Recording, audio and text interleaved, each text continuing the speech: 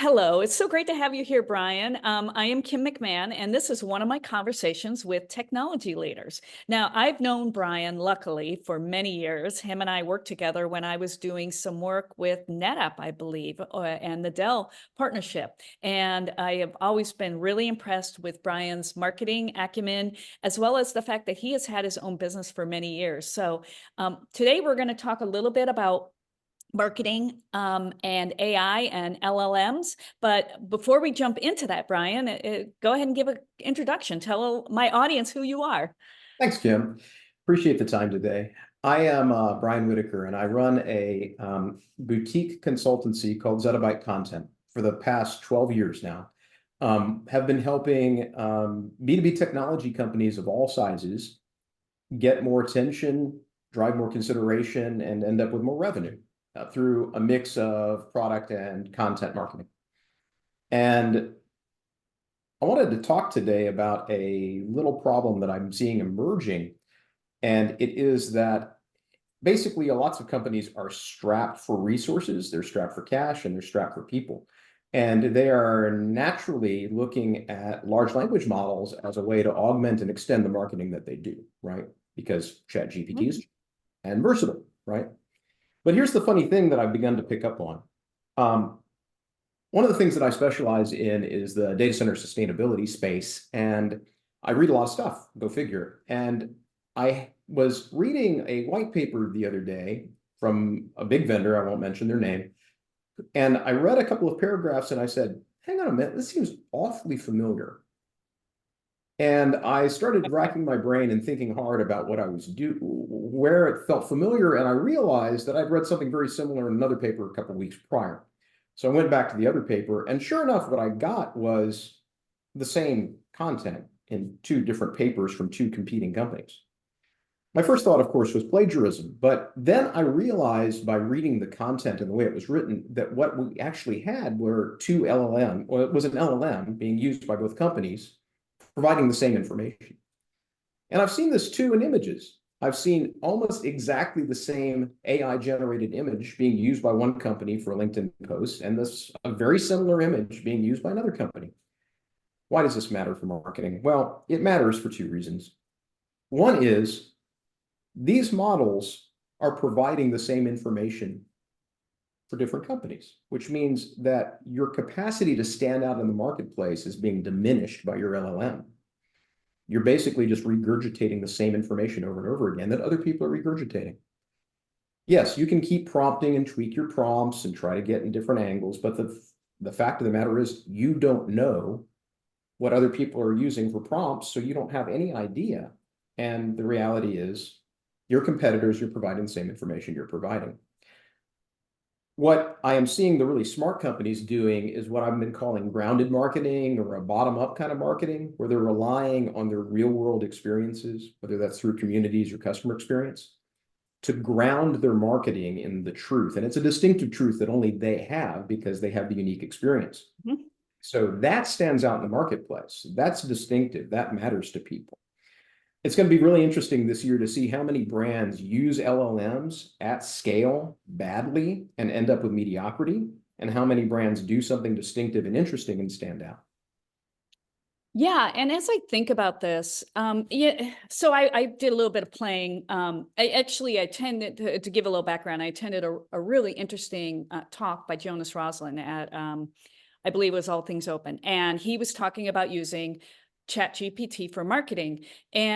But so I played around a little bit, and what I found was that it did a really good job of trolling the web and finding everything I needed to know about that question. I even wrote a blog on that. I did something like, tell me, how do I do open source marketing? And it did a really good job of trolling the web and bringing together that content from a lot of different places, but none of it is original. It's all stuff that is already out there. So I mean, is that what you're finding in these papers, is that they basically got the web to troll all this and pull together something that's already out there, but they never took that step to add their original thought? You think that's what's missing? Exactly. That's right. I think that a lot of brands, because of resource limitations, are a little bit desperate at the moment. they're just looking for a shortcut. They're looking for a way to get marketing out the door. Mm-hmm. And I get that. I mean, I do. It's hard out there for a lot of brands. They're really struggling. I know of a big enterprise brand that should have 30 marketers and they have 16. And so they're trying really, really hard to do something different. But you're right. There's not any originality in it. You've got different pieces from different sources being woven together, and there's nothing necessarily wrong, although the LLM hallucination problem does exist, and LLMs can get it wrong, particularly where we're looking at technical facts. But what you see is sort of a, you might even call it regression to the mean, right? If most of the content sits here, well, then what the LLM outputs is going to sit here. The real distinctive revelations are over here somewhere. Mm-hmm. So 100 brands are talking about this. The really two smart brands are talking about that. The LLM's never going to get there. Well, I may challenge you a little bit. I think that some of the revelations are actually in here, because you and I have been doing, you've been doing the enterprise data center marketing for a long time. You've seen a lot of trends. You've seen a lot of what the market was doing, what organizations needed.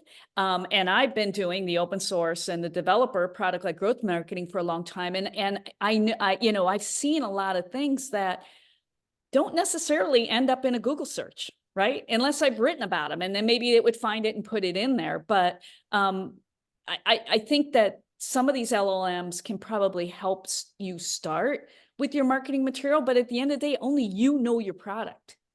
Right. And you have to be I mean, you know why you're doing it. You know why you're selling that product, why you created that product. No large language model or AI tool is going to know why you believe what you are doing with your business, is my opinion on that. That's right. And what I'm beginning to see now is brands that are anxious about LLMs scraping their material and using it in bad ways. And what is beginning to emerge are, you might call them semi-private communities or forums, Mm-hmm. where marketers and leaders at a company connect with prospects and customers in something like a Slack channel or a Discord, Mm-hmm. whatever, and have these semi-private conversations about what's going on, what's happening, where the problems and opportunities are, what the technology can really do, all of that. And that's where the real innovations are beginning to emerge. It's not out on the web. Mm-mm. It's in these semi-private communities. Now, of course, it's easy enough for an astute marketer to get connected into their own community, learn things, and then pull them out of their heads and up-level them and turn them into marketing. But all too often, I think that in 2024, you may see some brands keeping those insights relatively close to their chests, right?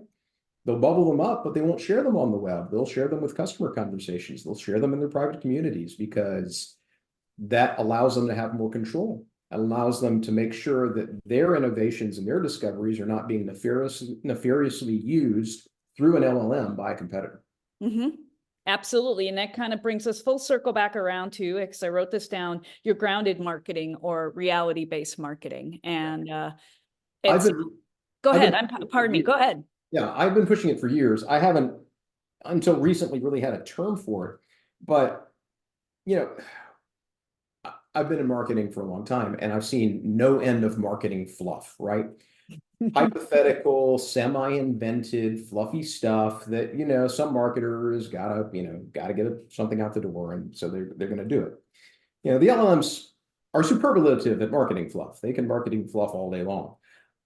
What they can't do as easily is dig into multiple subject matter experts' minds and experiences, get into multiple customers' experiences, look at global trends, and then weave together a synthesis of all of that into marketing that's distinctive, new, and impactful, right?